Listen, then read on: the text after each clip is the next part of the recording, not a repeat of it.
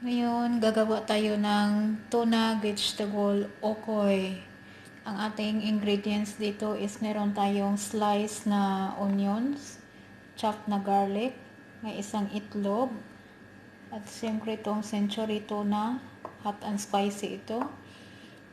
1 cup water, 1 cup flour, ito yung ating seasoning na nor yung patis, may asin, at saka may black pepper, at ito yung grated na pumpkin at saka carrots. Mix na siya, pumpkin and carrots. Ayun, pakita ko sa inyo guys kaano natin ito gagawin. Nakakasimple lang itong lutuin.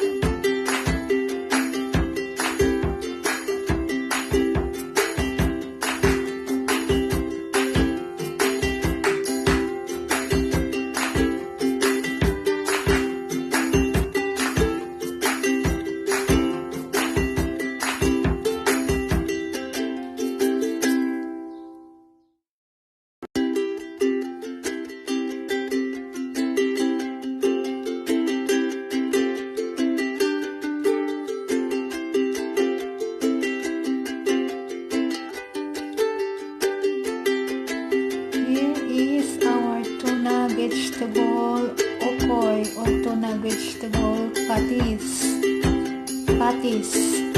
Ito na siya guys. Ang sarap niya, nakakalutong. At saka sausaw natin sa sweet and chili ketchup. Perfect. Perfect na ulam. Ang sarap. Itong tuna vegetable patis. Ano lang siya? Carrots, pumpkin, tuna, at saka yung garlic, at saka onion. At ito yung ating sausaw. Guys, if you like this video, please hit the like button and please don't forget to comment and subscribe.